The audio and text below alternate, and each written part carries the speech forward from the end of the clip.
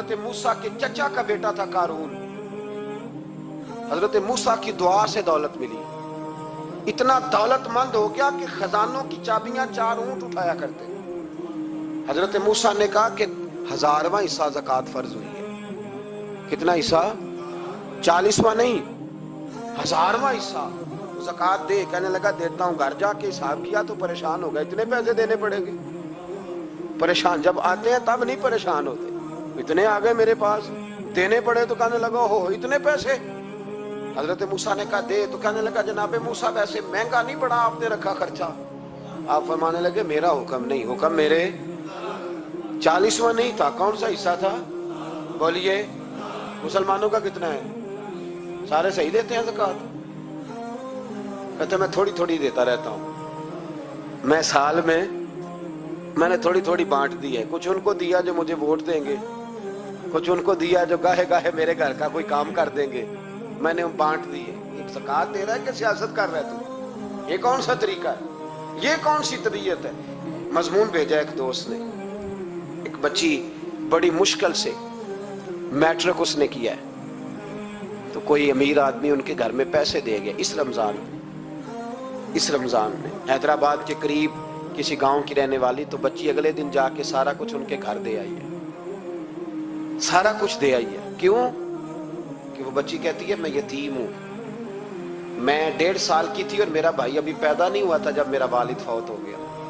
تو میرے چچا نے دھکے دے کے نکال دیا. میری ماں نے برتن دھو دھو کے ہمیں پالا اور میری ماں نے ہمیں پڑھایا، شدید محنت کی. تو کہتی ہے کل ایک دنیا دار آیا، اس نے کہا میں نے راشن دینا ہے. زبردستی ہمارے گھر آیا، غریبوں کو دینا ہے. کہتی ہے میری ماں نے کبھی ہمارے سامنے دکھ نہیں اپنا کھولا کہ میں بڑی غریب ہوں، میں نے جوانی تمہیں. لیکن کیا عجیب منظر ہے کہ اس نے ایک توڑا دیا راشن کا.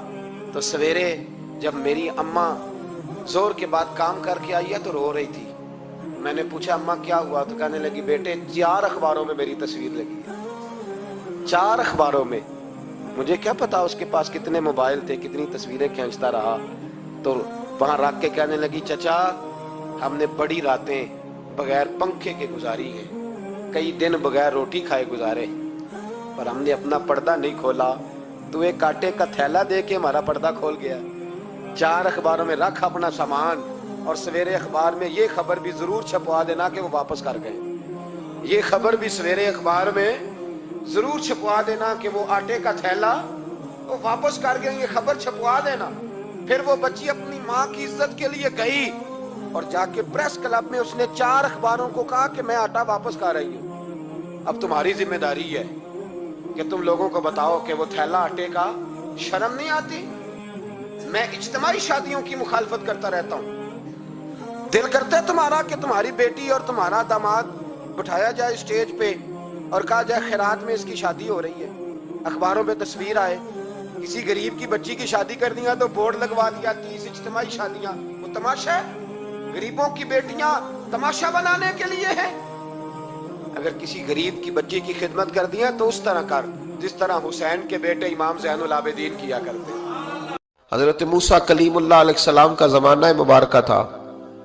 قحط پڑ گیا، بارش نہیں ہوتی. ہم لوگ نا اب تو خیر ہمارے پاکستان میں تو ٹیبل ٹاک ہوتی ہے، ٹاک شو ہوتے ہیں. ہمارے ہاں تو پتہ کیا جاتا ہے کہ بارش ہو کیوں نہیں رہی. پھر اس پہ یہ ہوتا ہے کہ دھواں بڑا چڑھ گیا ہے، حالات بڑے خراب ہیں، فلاں ایسے ہو گیا قحط کا. ہم تو اسباب تلاش کرتے رہتے ہیں نا جی. فوق بہت زیادہ ہے، فلاں چیز ایسے ہے، فلاں چیز ایسے. ہم تو یہ تلاش کرتے رہتے ہیں. وہ لوگ یوں نہیں کرتے تھے، وہ سیدھے جا کے مسلوں پہ بیٹھتے تھے. اس لیے کہ وہ کہتے تھے جب رب چاہتا ہے تو پھر کوئی چیز کسی چیز کو روک سکتی. وہ سیدھے مسلے پہ بیٹھتے. اعلیٰ حضرت فاضل بریلوی رحمۃ اللہ علیہ کے پاس ایک مولانا محمد حسین آئے، وہ فلکیات کے بڑے ماہر تھے. تو اعلیٰ حضرت نے فرمایا ذرا ستاروں کا حساب لگا کے دکھاؤ بارش کب ہوگی. کہنے لگا پورا مہینہ تو نہیں ہوگی. تو اعلیٰ حضرت رحمۃ اللہ علیہ فرمانے لگے کہو کہ میرا علم کہتا ہے مہینہ نہیں ہوگی، اللہ چاہے تو ابھی ہو سکتی ہے. کہنے لگا جی وہ تو ٹھیک ہے پر میرا علم. وہ جیسے روز لوگوں نے پیر نیٹو حسین شاہ صاحب نہیں کھولے ہوتے کہ بارش کب آئے گی، اور اس کی طرف نہ دیکھ، مسلے پہ بیٹھ، مہربانی کر مسلے پہ بیٹھ، اللہ کی بارگاہ میں حاضر ہو، اسے معافی مانگ، اسے منا تاکہ وہ رحمت کی بارش. کہنے لگا جی میرا علم کہتا ہے. تو اعلیٰ حضرت فرمانے لگے پھر وہی بات, تو کہے اللہ چاہے تو بارش ابھی, لیکن یہ جو اڑ گئے ہیں نا بیچارے, یہ اڑ ہی گئے ہیں, یہ جہاں الجھ گئے ہیں وہاں یہ لوگ الجھ گئے. اللہ ہمیں الجھنے سے محفوظ فرمائے.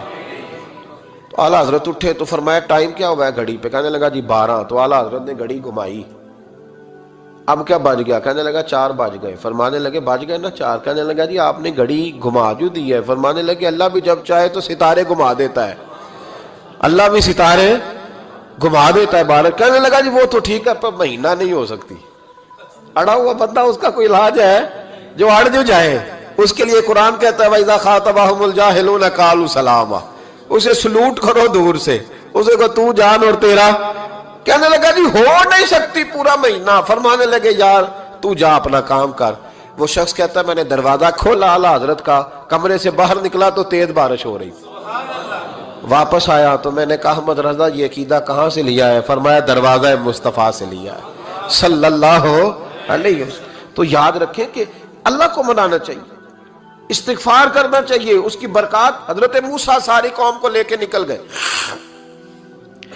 آؤ بھائی میدان میں اللہ کی بارگاہ میں استغفار کریں اور بارش کا سوال کریں, بارش مانگے. جب باہر نکلے دیر تک دعائیں ہوتی رہیں تو حضرت موسیٰ علیہ السلام کو رب کریم نے وحی فرمائی کہ موسیٰ آپ کی قوم میں نے ایک شخص ہے جس کو 40 سال ہو گئے نافرمانی کرتے, اس نے رب سے صلح نہیں کی. کتنے لوگ ہیں؟ ایک. اور 40 سال سے وہ نافرمان ہے, اس کو مجمع سے نکال دو بارش ہو جائے گی. اگر ایک گناہگار کی وجہ سے بارش رک جاتی ہے اور جہاں دروازے کھلے ہوئے ہوں, جہاں تنہائیاں خوفناک ہوں, اور جہاں تباہی اتری ہوئی ہو, اور جہاں لوگ کروڑوں روپیہ مال ہڑپ کر گئے ہوں, اور جہاں علماء کو ہاتھ کڑیاں لگا کے ٹھنڈی زمینوں پہ لٹا دیا جائے اور قوم کہہ رہی ہو اچھا ہوا اچھا ہوا, اور لوگ پھبتیاں اڑا رہے ہوں, مذاق کر رہے ہوں, تو پھر اس قوم پہ کس طرح کر کے فضل الہی. اور یہ مولوی کا معاملہ نہیں, یہ تو ممبر رسول کا معاملہ ہے. میرے مصطفیٰ نے یہ نہیں کہا پیر میرا وارث ہے, حضور نے فرمایا عالم میرے دین کے وارث ہے. ہاں حضور نے فرمایا جس نے عالم کے چہرے کا دیدار کیا سمجھے میں نے اپنے نبی کی زیارت کی ہے.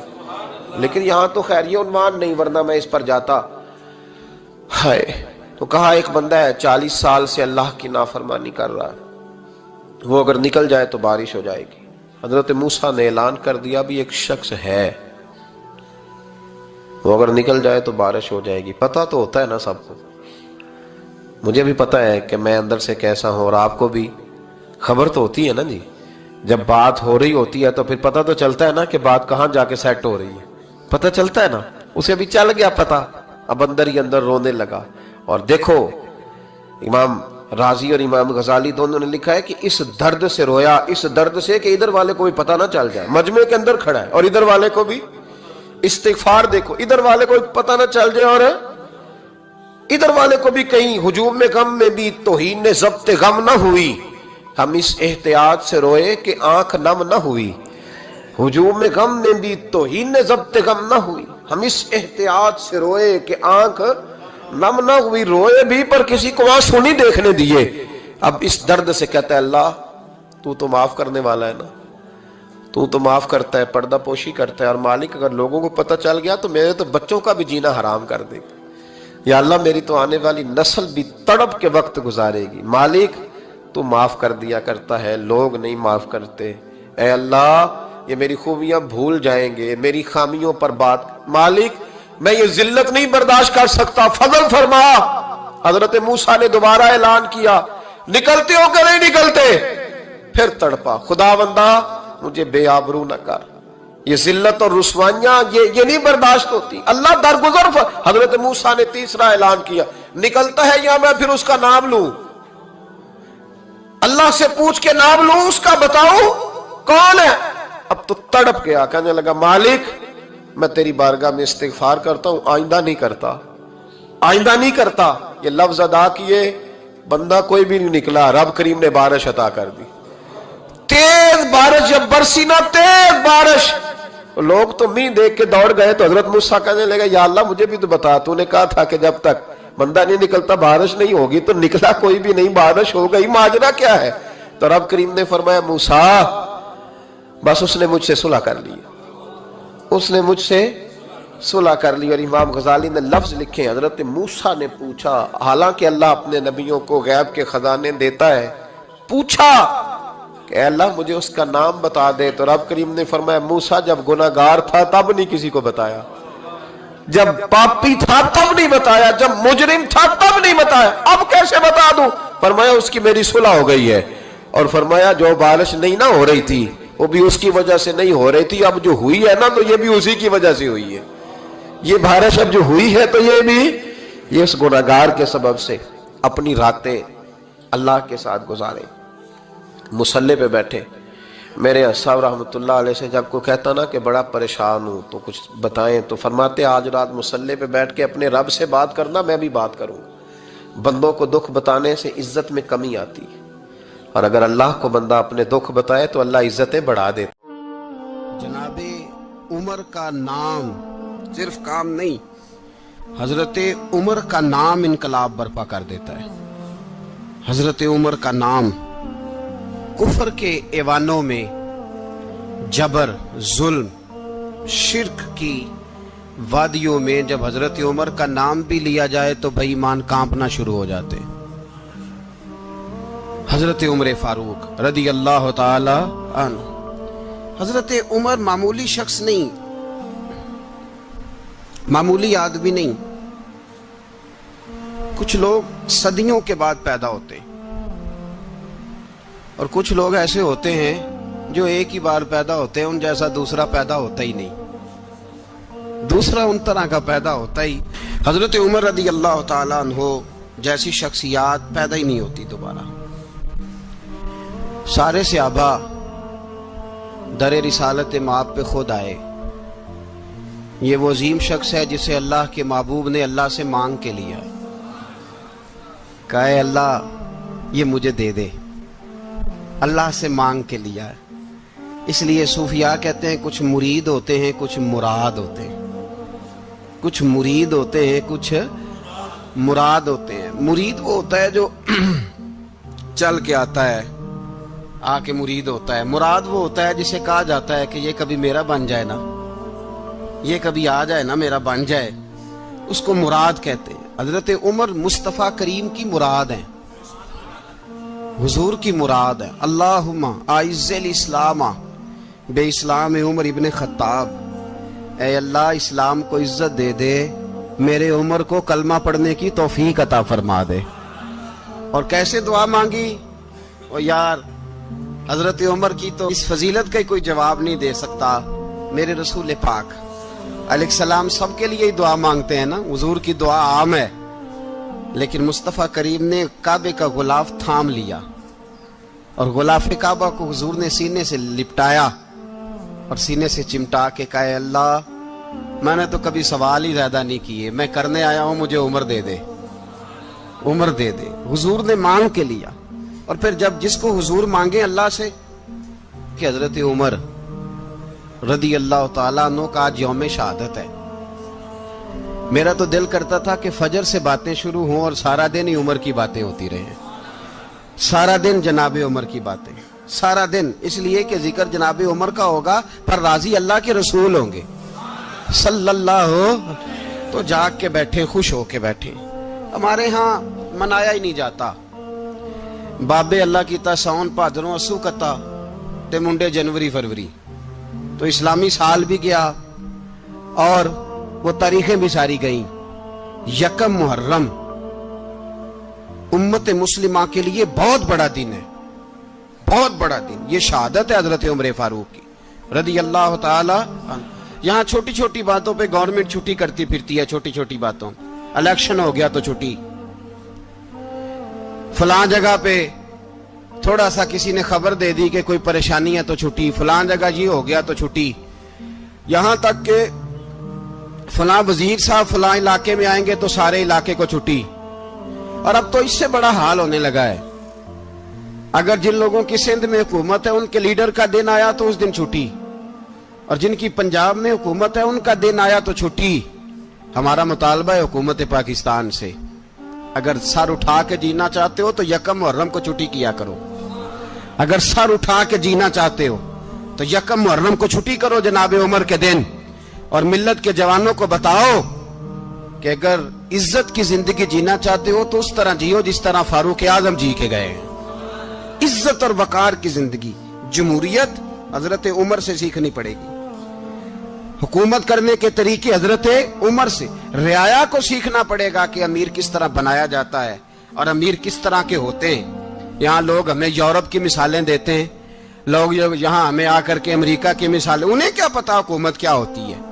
وہ کہتے ہیں جی وہ سائیکل پہ جاتا ہے ان کا حکمران. میں نے کہا وہ سائیکل پہ جاتا ہے؟ میرے عمر فاروق مدینے سے مکے گئے تھے تو پیدل ہی حج کرنے چلے گئے, پیدل ہی. اور جناب عمر فاروق رضی اللہ تعالیٰ عنہ عید کی نماز پڑھانے گئے. عید کی نماز عمر خطبہ عید دینے گئے. اور اس زمانے میں کون سا غریب ہے جو ننگے پاؤں جاتا ہو؟ کون سا غریب ہے جو مسجد ننگے پاؤں جاتا ہو؟ لوگوں نے تو 3 قسم کی چپلیں رکھی ہوئی ہیں. ایک مسجد جانے کی علیحدہ ہے, گھر پہننے کی علیحدہ ہے, شادی بیاہ پہ جانے کی چپل علیحدہ ہے.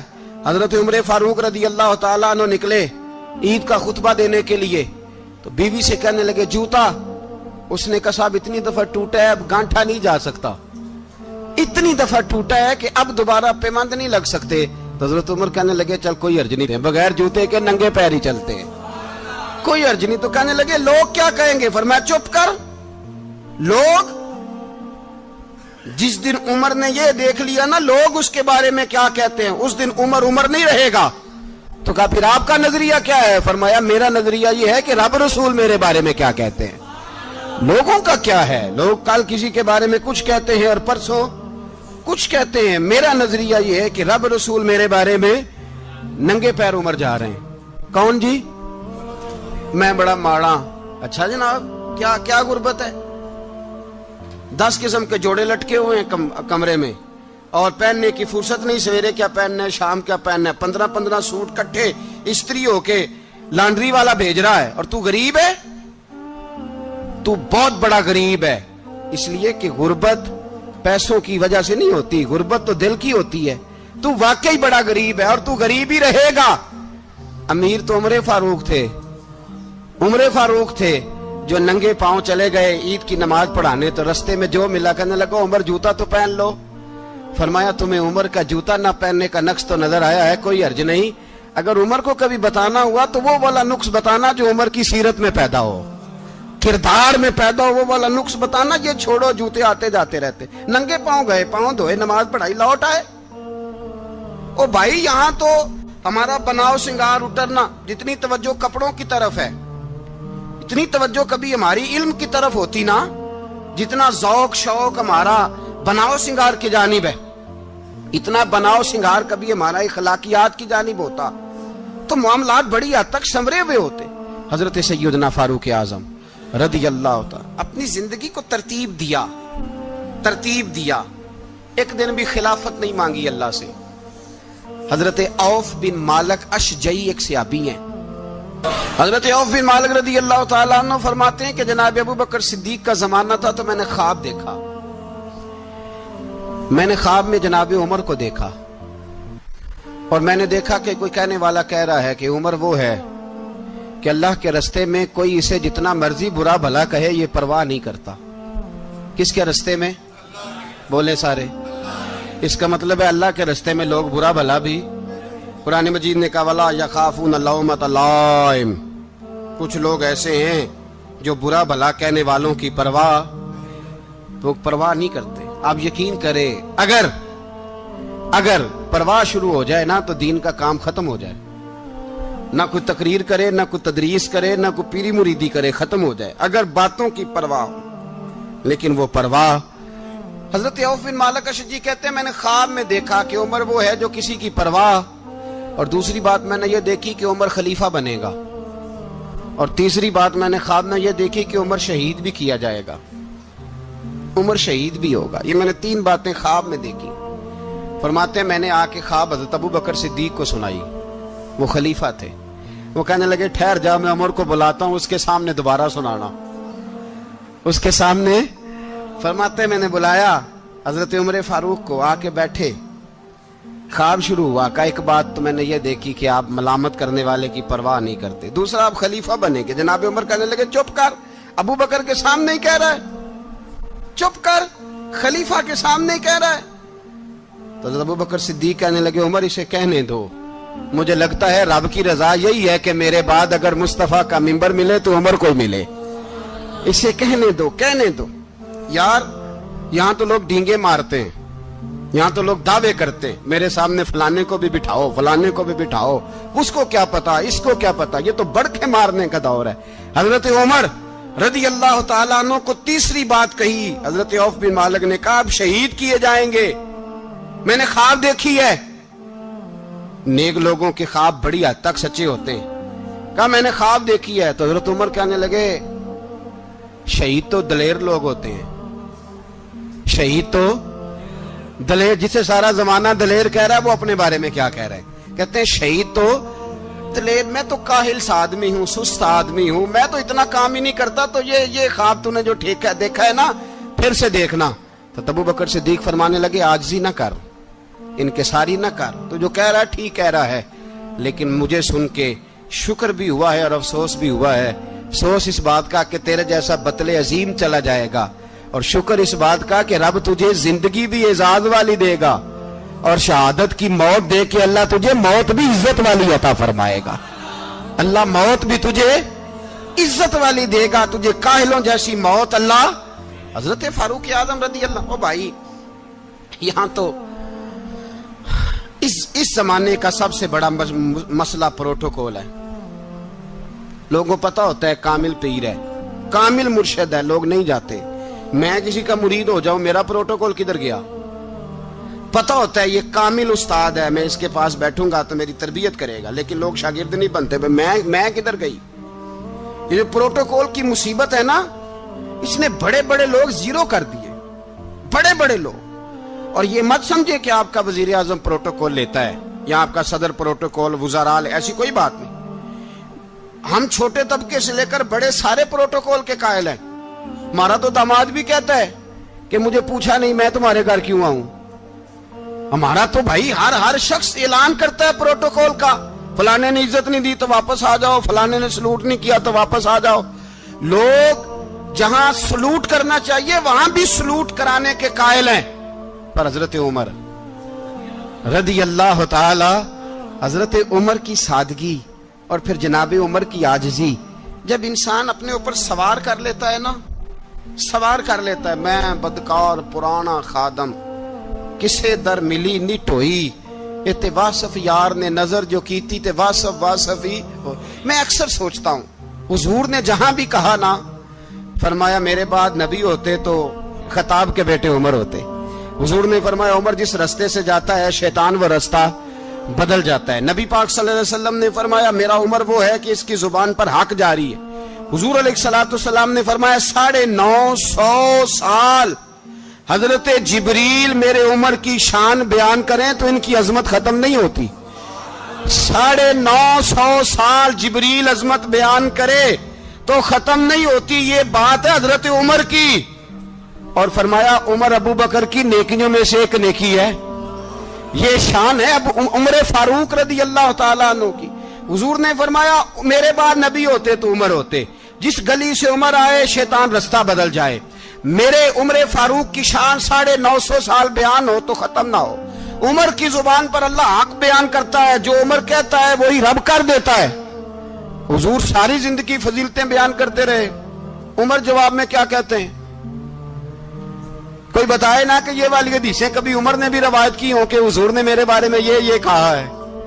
یہ روایتیں وہ روایت نہیں کرتے، ان سے جب لوگ کہتے عمر تیری بڑی بات ہے تو عمر رو پڑتے، کہتے میں تو اونٹ چرانے والے باپ کا بیٹا ہوں، میں تو اونٹ چرانے والے باپ کا بیٹا، اونٹ چرا۔ اس سے آگے عمر گئے ہی نہیں ساری زندگی، اس سے آگے لفظ ہی نہیں ادا کی۔ اور میں تو بھائی اونٹ چرانے والا، میرا باپ تو اونٹ چرایا کرتا تھا، 10 اونٹ تھے، میری ڈیوٹی ہوتی تھی، سنبھالے نہیں جاتے تھے، ابا ڈنڈوں سے مارتا تھا۔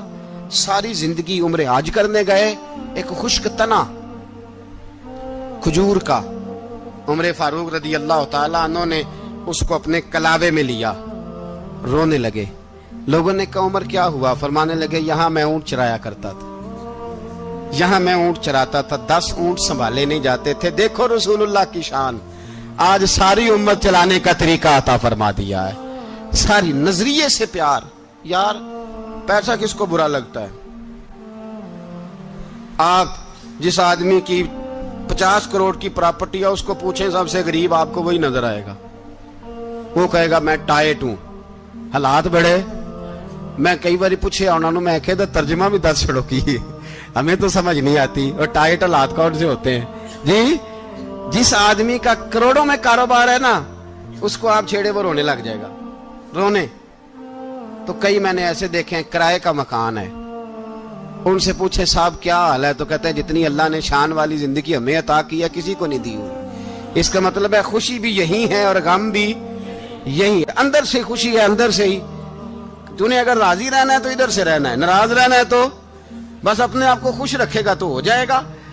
سارے صحابہ مل کے آئے، کہنے لگے عمر فاروق سے کہنا ہے نبی پاک کے زمانے میں تو ظاہراً غربت تھی، ابو بکر کے دور میں بھی غربت تھی، اب تو بڑا مال ہے، عمر سے سفارش کرو کہ عمر نیا کرتا پہنا کرے۔ ملکوں کے سفیر آتے، عمر وہی پھٹی پرانی چادر اوڑھ کے اور وہی کئی جگہ پہ پیوند لگے سوٹ پہن کے سفیروں کے سامنے بیٹھ جاتا ہے۔ عمر کو مشورہ دو، طے ہو گئی بات۔ سب نے جب مشورہ دے لیا تو سارے کہنے لگے یہ بتاؤ شیر کی مونچھ کو ہاتھ کون لگائے گا؟ کہنا کس نے ہے؟ بندہ بھی تو ڈھونڈو نا۔ نے کہا جناب میرا یہ خیال ہے کہ مولا علی شیر خدا کہیں گے، کیونکہ جس شخص کی عمر کو سب سے زیادہ حیا کرتے دیکھا وہ شیر خدا مولا علی ہے، رضی اللہ تعالی علی کہیں گے۔ اس لیے کہ جناب علی تو کئی دفعہ جب گفتگو کرتے تھے تو حضرت عمر چپ کر جاتے تھے اور فرماتے تھے علی نہ ہوتا تو میں ہلاک ہو جاتا۔ تو کہا علی سے کہو۔ جناب علی شیر خدا کو بلایا، کس کام کے لیے جی؟ اللہ اکبر۔ یہ ذرا اپنے اس دور پہ اس بات کو ذرا لاکا جناب ان سے کہیں کہ زیادہ نہیں، ایک کرتا نیا پہن لے، سفیر آتے ہیں وزیر آتے ہیں تو ایک کرتا نیا پہن لے۔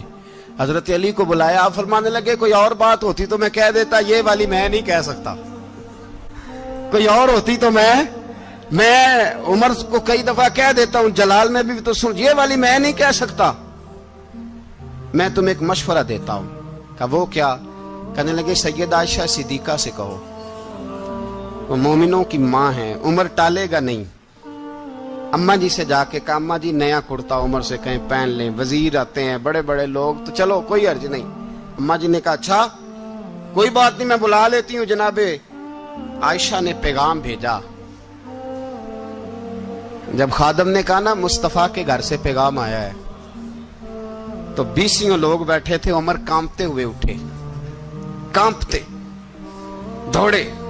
حضرت عائشہ پردے میں تھی تو فرماتی ہیں عمر اتحیات کی حالت میں بیٹھ گئے۔ کہا اماں جی دیر تو نہیں ہو گئی مجھے آنے میں؟ کہا نہیں ٹائم پہ آ گئے ہو، کس لیے بلایا تھا؟ کہا عمر دیکھو غربت کے معاملات اور ہوتے ہیں، جب اللہ آسانی دے تو کوئی چیز استعمال کرنا حرام نہیں ہوتی، اگر حرام ہے تو بتاؤ۔ کہا نہیں اماں جی حلال ہی ہے۔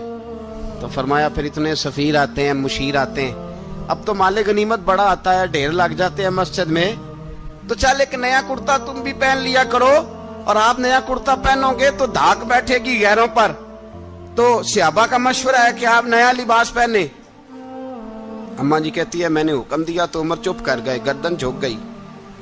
تھوڑی دیر کے بعد سیدنا عمر فاروق نے سر اٹھایا تو داڑھی پہ آنسو گر رہے تھے، رو پڑے، کہنے لگے پاک محبوب کی پاک بیوی جیسے حکم کرتی ہو میں حاضر ہوں، پر مجھے وہ والا لباس پہنانا جو میرے مصطفیٰ نے پسند فرمایا ہے، اگر یہ رنگ رسول پاک کا ہے تو میں حاضر ہوں، اور اگر نبی پاک کا نہیں تو پھر جیسے آپ حکم کریں۔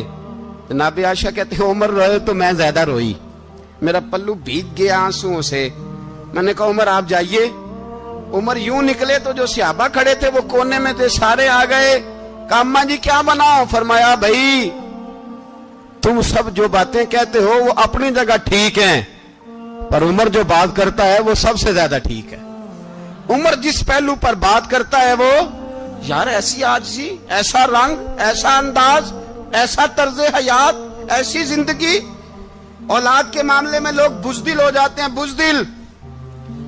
پر حضرت عمر کا بیٹا مصر گیا، وہاں سے کمائی کر کے لایا، تجارت کرنے گیا، لاکھوں کا مال.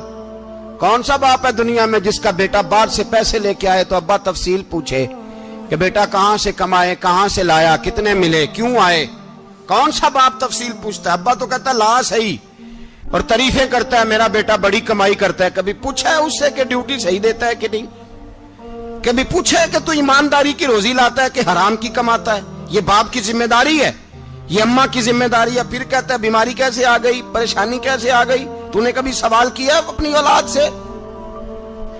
حضرت عمر فاروق رضی اللہ تعالیٰ عنہ کا بیٹا مصر سے پیسے کما کے لایا تو جناب عمر نے بلایا، فرمایا بیٹے اتنی تو تیرے پاس راس ہی نہیں تھی، تھوڑے سے تو پیسے لے کے گیا تھا، اتنی کمائی کیسے ہو گئی؟ اتنے تو پیسے نہیں تھے صاحب، کہاں سے کمائی لائے؟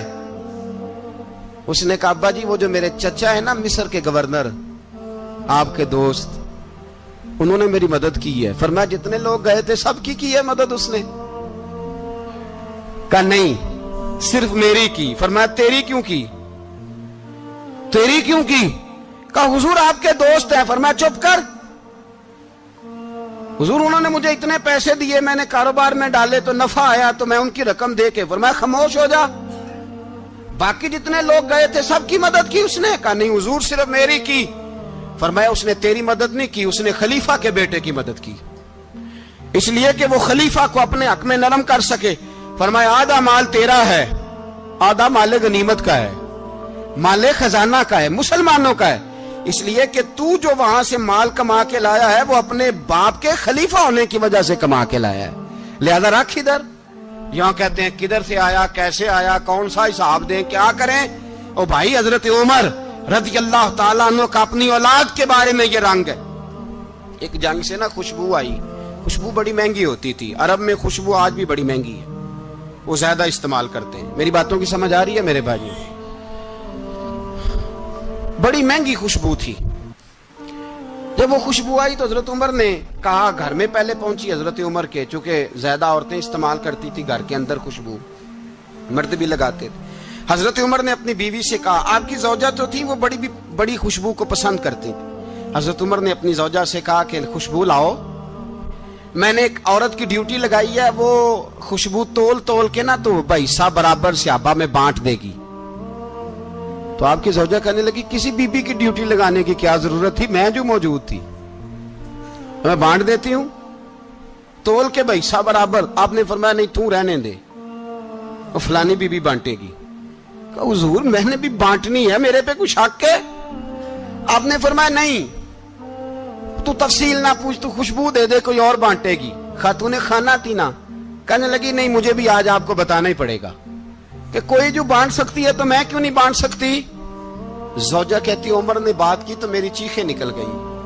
حضرت عمر فرمانے لگے جب تو خوشبو بانٹے گی نا تیرے ہاتھوں کو بھی لگے گی، تیرے دوپٹوں کو بھی لگ جائے گی. اگر رب کریم نے مجھ سے سوال پوچھا کہ عمر خوشبو تو مسلمانوں کی تھی، تیری بیوی کے دوپٹے کو کیوں لگ گئی، تو میں اللہ کے حضور کیا جواب دوں گا؟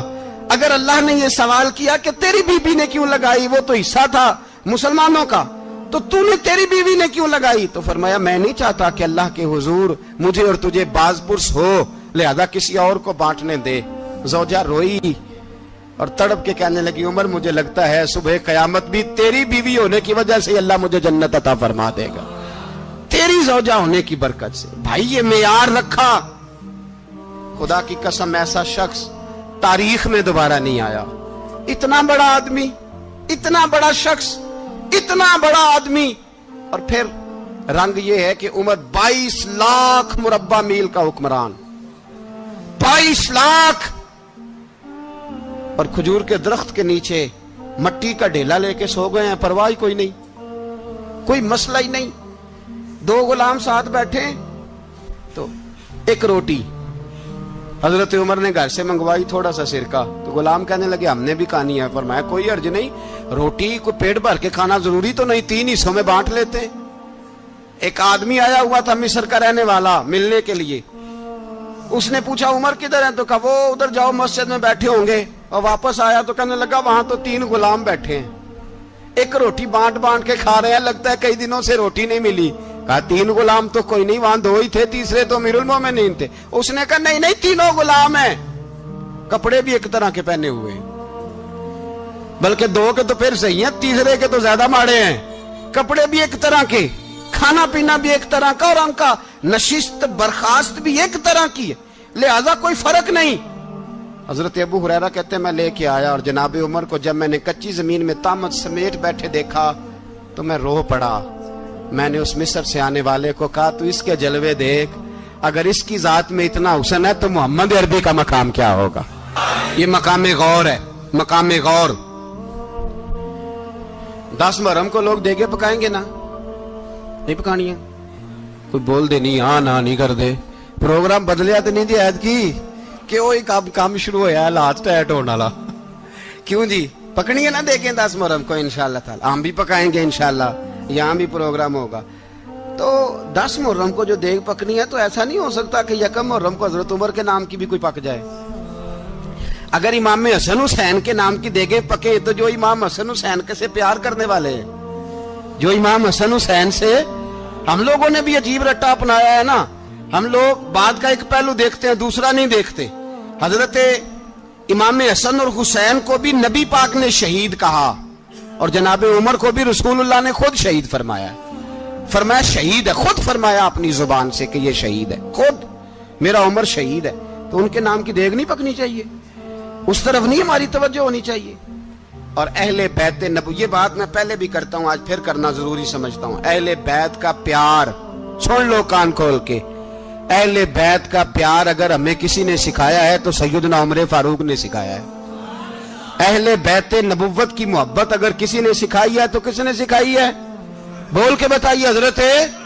حضرت عمر نے. اہل بیت کا پیار ہمیں حضرت عمر نے بول کر کے سکھایا ہے. بھائی یاد رکھیں,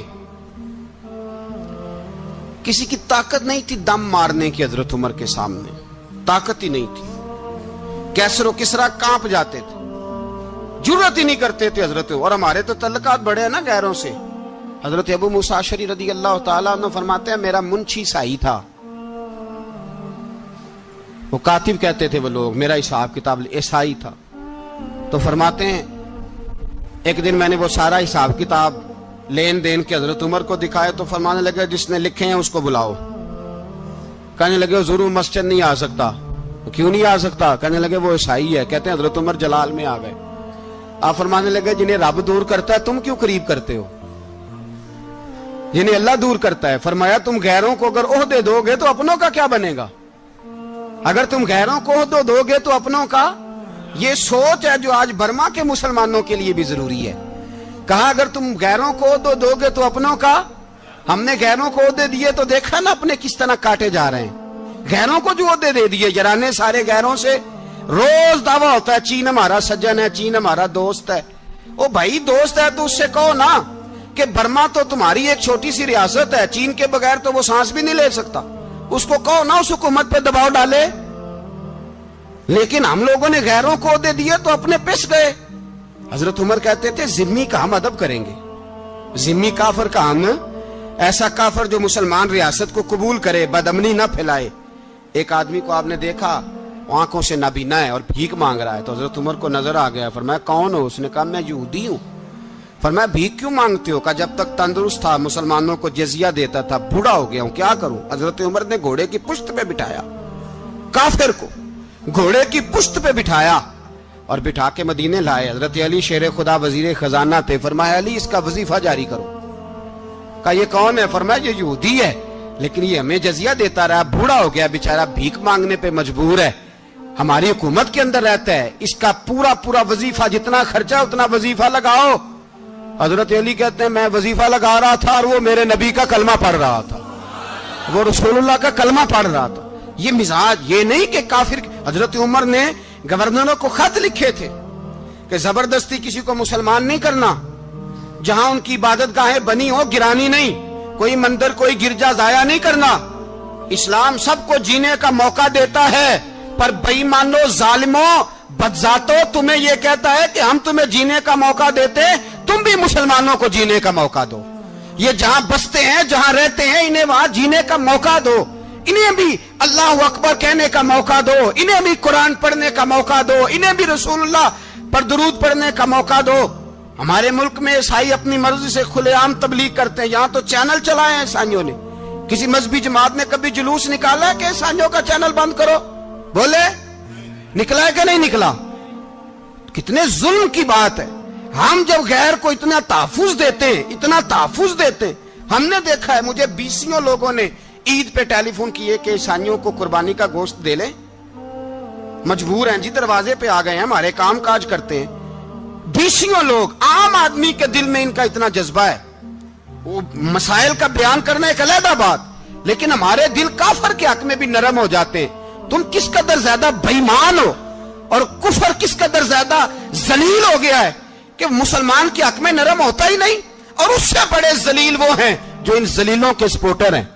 वो किसी अरब मुल्क के हुक्मरान हो या किसी और जगह के, वो बड़े जलील है जो इन जलीलों के सपोर्टर हैं, जो बर्मा की बच्चियों के कत्ल पर अपनी हुकूमतें चमका रहे हैं। ने शर्म नहीं आती, इस कदर मुसलमान तड़पा है, लेकिन उन बेगैरतों को जरा होश नहीं आई। और ये उनके कमाश, उनके दलाल जो हर जगह उनकी सपोर्ट करके अपनी हुकूमतें कायम करते हैं, बेईमानों को पता नहीं कि कब इन पर अल्लाह का अजाब उतरेगा और किस तरह इनके परखशे उड़ेंगे। तुम्हें अपनी जिल्लत और रुसवाई नजर नहीं आ रही कि जमीन किस तरह तुम्हारे लिए तंग हो गई है? इससे ज्यादा और तुम्हारी रुसवाई क्या होगी? डरो अल्लाह से, और ये तो दुनिया का अजाब है। इन्ना बत्श रब्बिक शदीद, मेरा रब कहता है कयामत तो कायम होने दे। जितना सख्त तेरे रब की पकड़ है, इतनी किसी दूसरे की हो सकती, याद रखें। और थोड़ा एहतियात करें हम सब लोग भी, जो हम लोग आधी जुबान बोल के भी इनकी सपोर्ट करते हैं। अब शर्म आनी चाहिए हमें इन हुकूमतों की सपोर्ट करते जो मुसलमानों की लाशों के ऊपर हुकूमतें कायम करते हैं। शर्म आनी चाहिए। बहरहाल बात दूर निकल जाएगी और मैं अपने मजमून पे रहता हूं। अहले बैत का प्यार अगर सिखाया है तो जनाब उमर ने सिखाया है, रदी अल्लाह ताला अन्हो, इमाम हसन मिलने। आप यकीन करें, मैं जब इस वाकया को पढ़ता हूं तो मेरा दिल झूम जाता है। मैं कहता हूं यार, डाढ़ा होना अपनी जगह पे, इश्क होना अपनी जगह पे, इंसान का बावकार होना अपनी जगह। जहां खड़े होना था वहां ये खड़े होते थे, और जहां झुकना था वहां ये इन लोगों में इकबाल ने कहा था, तेरी निगाह नाज से दोनों मुराद पा गए, अकले की याबो जुस्तजू इश्के हुजूरो इस तरह। जहां अगर आया है सामने कैसरो किसरा तो उमर जैसा दलेर कोई नहीं, अगर सामने आया ईरान का बादशाह तो उमर जैसा तगड़ा कोई नहीं, अगर आया है सामने गुस्सान का बादशाह तो उमर जैसा आदिल कोई नहीं। लेकिन अगर अली का बेटा आया है, अगर फातिमा के लाल पारे आए हैं, तो फिर फारूक आजम से जैसा मुहिब कोई नहीं, फिर उनसे जैसा प्यार करने वाला कोई नहीं। अंदर बैठे हैं जनाब उमर, अंदर तन्हाई में कुछ वजीरों से गुफ्तगू हो रही है, मीटिंगें जारी हैं। आपके बेटे मिलने आए जनाबे अब्दुल्ला इब्ने उमर, अब्बा जी मिलने आए। बात ठहरो, बात कर रहा हूं, कोई ना अंदर आए। साहबजादा बाहर खड़ा है। थोड़ी देर गुजरी तो इमाम हसन भी आ गए। कौन आए? आपको जो मिलेगा इमाम साहब का नाम लेने से, वो सरदार हैं जन्नतियों। कौन आए? सारे बोलिए, इमाम हसन, तेरी नस्ल पाक में है बच्चा बच्चा नूर का, तू है ने नूर तेरा सब घराना। इमाम हसन आए तो हजरत अब्दुल्ला इब्ने उमर को दरवाजे पे खड़े देखा। कहा अमीरुल मोमिनीन कहाँ हैं? कहने लगे हजरत उमर के बेटे। कहने लगे वो अंदर बैठे, कुछ मीटिंग हो रही है और उन्होंने कहा कोई अंदर ना आए, लेकिन आप जाना चाहें तो चले जाएं, आप जाना चाहें तो, तेरी नस्ल पाक में है बच्चा बच्चा नूर, आप जाना चाहें तो चले जाएं। तो उन्होंने कहा जब आप बाहर खड़े हैं तो मुझे कोई इतना जरूरी काम नहीं, और अभी जोर की नमाज थोड़ी देर में होगी, मैं मस्जिद में मिल लूंगा अमीरुल मोमिनीन से। ये बात कह के इमाम हसन चले गए। यार इतनी बड़ी बात नहीं थी, इतनी बड़ी बात नहीं थी। वो मेरे उस्तादों का बेटा भी आए तो कहा ठीक है जी, वो सोए हुए हैं, तो कोई गर्ज नहीं यार, मैं ठहर के आ जाऊंगा। कोई बड़ी बात नहीं थी, देखा जाए तो बड़ी बात नहीं थी, पर बात बहुत बड़ी थी, इसलिए कि ये खाली हसन नहीं, ये हसन इब्ने अली है, ये हजरत फातिमा के लख्ते जिगर। हजरत उमर बाहर निकले, अब्दुल्ला इब्ने उमर से पूछा कोई आया तो नहीं? तो कहा हुजूर इमाम हसन आए थे। तो कहा फिर शहजादे को अंदर क्यों नहीं भेजा? कहा मैंने कहा था। वो कहने लगे अगर अमीरुल मोमिनीन मसरूफ हैं तो मैं जोहर में मिल लूंगा। हजरत उमर रोने लगे, फरमाया बेटे तूने अच्छा नहीं किया, پھر مسجد نہیں گئے, سیدھے امام حسن کے دروازے دستک دی. امام حسن باہر آئے, کہا شہزادے آئے تھے تو ملے کیوں نہیں؟ تو امام حسن کہنے لگے حضور آپ کا اپنا بیٹا دروازے پہ کھڑا تھا, آپ کا اپنا بیٹا دروازے پہ کھڑا تھا, اور منع بھی کیا تھا آپ نے تو میں زور میں مل لیتا. حضرت امام حسن فرماتے ہیں جوش جذبات میں جناب عمر نے سر سے پگڑی اتار دی, جوش جذبات میں کہنے لگے حسن میرے بیٹے کا اور آپ کا کیا مقابلہ؟ کیا اس کی ماں کا نام فاطمہ الزہرا ہے؟ کیا اس کی نانی کا نام خدیجہ الکبریٰ ہے؟ کیا اس کے نانے کا نام محمد مصطفیٰ ہے؟ آپ کا اور اس کا کیا مقابلہ؟ پھر رو پڑے اور کہنے لگے بیٹے میں مکے کے صحراؤں میں اونٹ چرایا کرتا تھا, یہ جو میرے سر پر عزت کے بال ہیں یہ تیرے نانے کے اگائے ہوئے, میں مکے کے خبردار شہزادے خبردار. او بھائی اہل بیت نبوت کے ادب کا رنگ اگر سکھایا ہے تو سیدنا عمر نے سکھایا ہے. حضرت عمر فاروق اتھارٹی ہے, اسلام کی اتھارٹی. یکم محرم حضرت عمر کی شہادت ہے. یہودی بول اٹھا, کافر بول اٹھا, اگر 6 مہینے عمر دنیا میں اور رہتے تو دنیا میں کوئی کافر موجود نہ ہوتا. 6 مہینے. اور جب اس بطل جلیل کا جنازہ اٹھا, اللہ بخاری پڑھیے نا, اللہم ارزقنا شہادت فی سبیلک, اللہ بسترے کی موت نہ دینا, شہادت کی دینا. عمر شہید ہوئے, مسجد نبوی میں نماز پڑھاتے, اور جب جنازہ اٹھا تو مدینے کا پھر پیچھے جو دلیر بچے وہ مولا علی تھے. مولا علی, جناب عمر کا جنازہ اٹھا تو سب سے پہلی ہائے جو نکلی وہ حضرت علی کی زبان سے نکلی, اور حضرت علی ساری داڑھی آنسوؤں سے بھر گئی. لوگوں نے کہا کہ علی کیا ہوا؟ فرمانے لگے تم دیکھ نہیں رہے جنازہ کس کا اٹھا ہے, پلٹ کے دیکھو تو صحیح, تم پتہ نہیں یہ کون گیا ہے. کہ حضور کیا ہوا؟ آپ فرمانے لگے عمر اس طرح کے کام کر کے گیا ہے, اب ان کے رستوں پہ کون چلے گا؟ کون اس کے جگر راہ وفا میں نقش ایسے چھوڑ آیا ہوں, میں جس منزل سے گزرا ہوں وہ اب تک یاد کرتی ہے. حضرت علی حضرت عمر کے جنازے پہ کھڑے ہو کے کہتے ہیں اللہ مجھے اس طرح کے عمل کرنے کی توفیق دے جس طرح کے عمر کر کے گیا. میرے بھائی بطل عزیز, بطل حریت حضرت عمر رضی اللہ تعالیٰ عنہ, جو اپنی زندگی انقلاب والی گزار کے گئے. عمر جب دنیا سے گئے تو 80 دینار کا قرضہ تھا, 22 لاکھ مربع میل کا حکمران, اور اپنے بیٹے سے کہنے لگے بیٹے کوشش کرنا تیرے خاندان والے مل کے میرا قرضہ اتار دے, میری قبر پہ بوجھ نہ رہے, اور اگر خاندان والے مدد نہ کریں تو میرے دوستوں سے بات کرنا, وہ مدد نہ کریں تو پھر علی سے بات کرنا. ان کا پیار آپس میں اتنا, اور تو اختلاف ثابت کر رہا. 80 دینار کا قرضہ چھوڑ کر حضرت عمر دنیا سے گئے, اور جاتی دفعہ کہہ گئے میرے بعد میرے بچوں کو حکومت کے مشورے میں بھی شامل نہ کرنا, حکومت کے مشورے میں بھی میری اولاد شامل نہ ہو. اتنا بڑا شخص اتنا بڑا رنگ دے کے یکم محرم کو جب عمر فاروق کا وصال ہوا تو بیٹے سے کہنے لگے اماں عائشہ سے جا کے کہو میرا بھی نبی پاک کے روزے میں دفن ہونے کو دل کرتا ہے. ایک قبر کی جگہ ہے اماں جی نے اپنے لیے رکھی ہے, بخاری ہے بخاری. حضرت عائشہ کے پاس صاحبزادے گئے, کہنے لگے اماں جی عمر کو زخم لگ گیا ہے, حالت بڑی پریشانی والی ہے. وہ کہتے ہیں اگر اماں اجازت دیں. سید عائشہ رو پڑی, فرمانے لگی کہ وہ اپنی قبر کی جگہ تو نہیں نہ کسی کو دیتا, پر عمر نے کمال ہی بڑا کیا, اسے کہو جاؤ گنبد خضرا میں قیامت تک جو مصطفیٰ پہ اور ابو بکر پہ سلام پڑے گا وہ تجھ پہ بھی سلام پڑھ کے جائے گا, جاؤ میں نے جگہ. میری بات بن گئی ہے, تیری بات کرتے کرتے میری بات بن گئی ہے, تیری بات کرتے کرتے تیرے شہر میں آؤں, تیرے شہر میں آؤں. تیری نعت پڑھتے پڑھتے میری بات بن گئی ہے. تیرے عشق کی بدولت